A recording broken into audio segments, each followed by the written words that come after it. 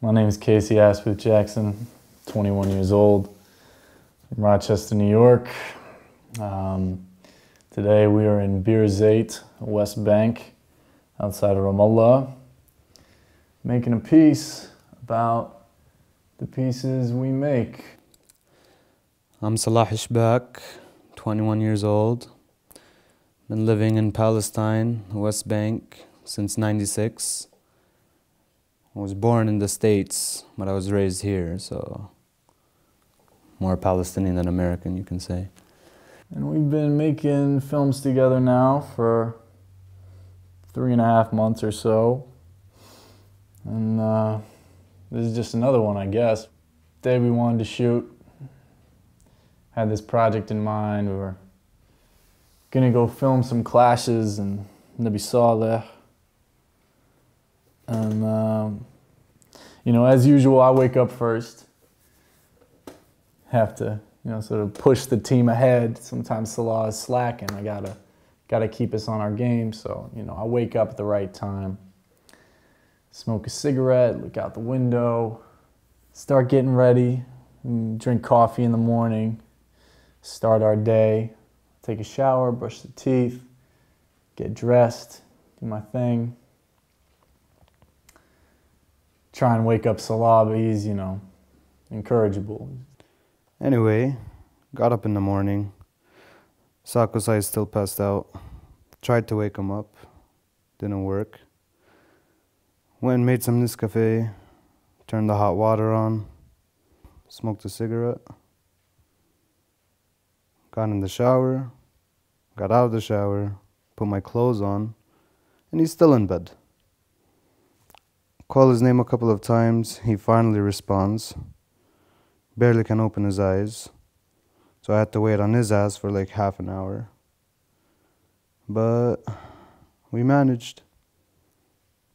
You know, we get out of the house, we make our way to Nabi Salah. On the road, we're doing what we always do, bumping hip-hop tunes. And, you know, before I came here, I hadn't met another person anywhere, let alone, you know, to have expected to find that person in the West Bank who had such a remarkable similarity in musical taste.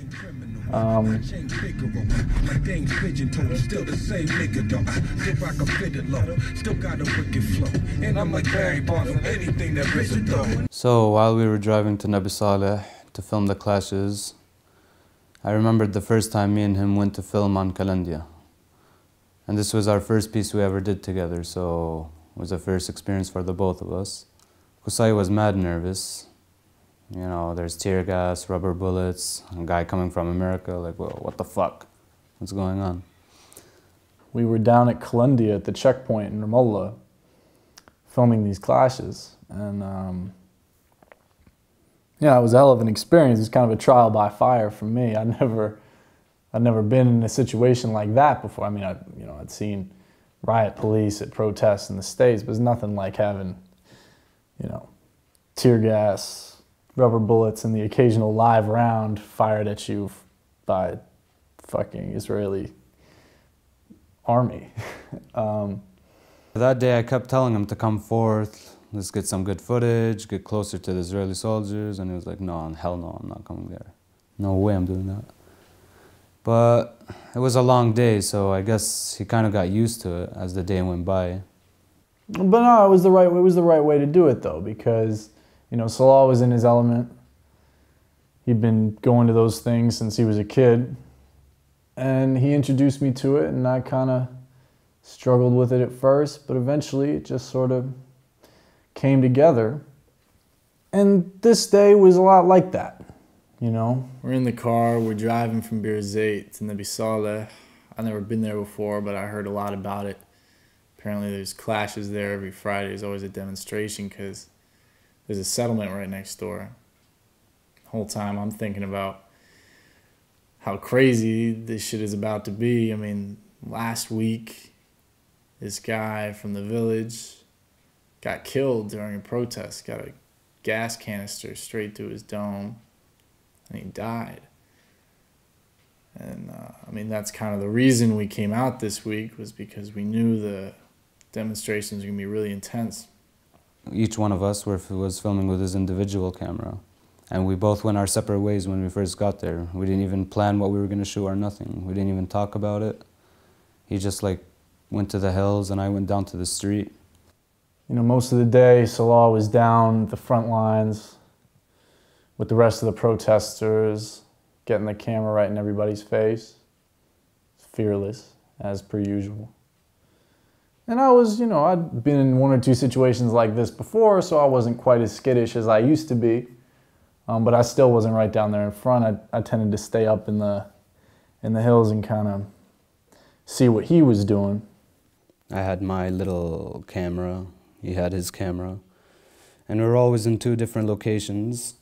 Barely met up, only when they would shoot a lot of tear gas at us and we all had to run back into the village where it was tear gas free. Talk about how the shooting's going. Yeah. Holy fuck, bro. It's tough? Can't breathe. So how was it for you? Oh, fuck. Time to move. Yeah. Oh. Yeah, move. Fuck that!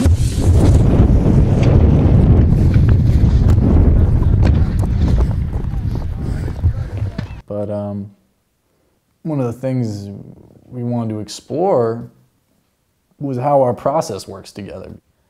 We made this piece about Salah's village, Farha. And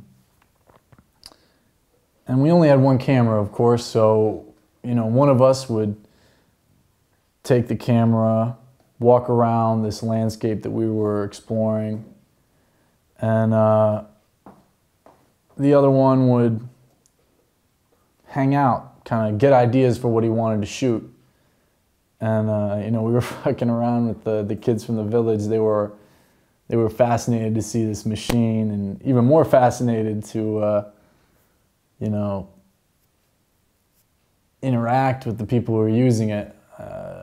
It's always interesting when I'm entering these new spaces because as a foreigner, as an outsider, I would not usually have access to these kind of places, but Salah kind of bridges that gap perfectly because, you know, he's so much like me in what we're interested in and in what we want to do, and yet he's also so much like the subjects that we're studying. You know, he's from this place, he has family and roots in a place like Farha, and so he can sort of negotiate, you know, our transition into making films about those places really smoothly. And that's kind of one of the more incredible things about making work here is that, you know, we've kind of been able to just jump right into the thing, whereas a lot of documentarians, you know, struggle to get that kind of access. But it was a very long day at Nabi Saleh. Been running down up in hills all day, getting tear gassed every 5 to 10 minutes, just running around non-stop. So at one point, I just had enough of it. So I went towards the crowds where I thought I might find Qusay, and I proposed the idea that we should just go home. It was a long day of shooting. I think we got enough. So it was time to go home, start editing this piece we were planning on doing. And the difference between when we shoot and when we edit is, most of the time when we're shooting, we're very separate. I'm doing my thing, he's doing his, always in two different locations most of the time.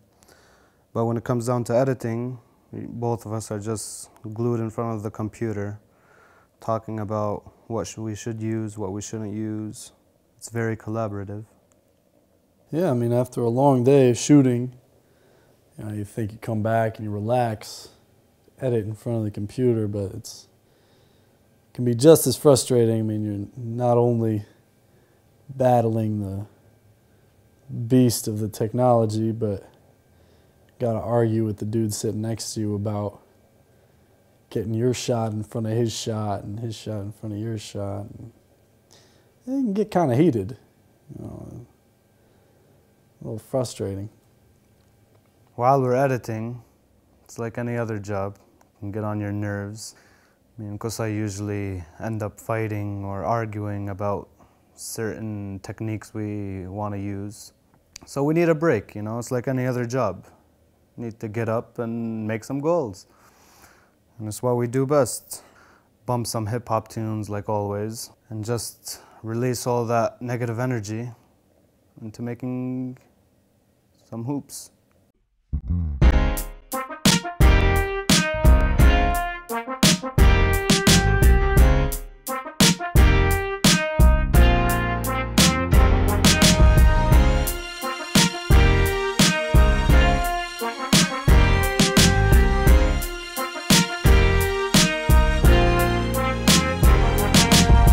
Once we cut loose, you know, get all that shit out of there,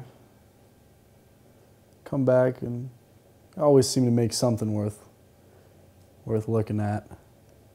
That's what it's all about, really, I guess. It's a wrap. 2 times. خلص.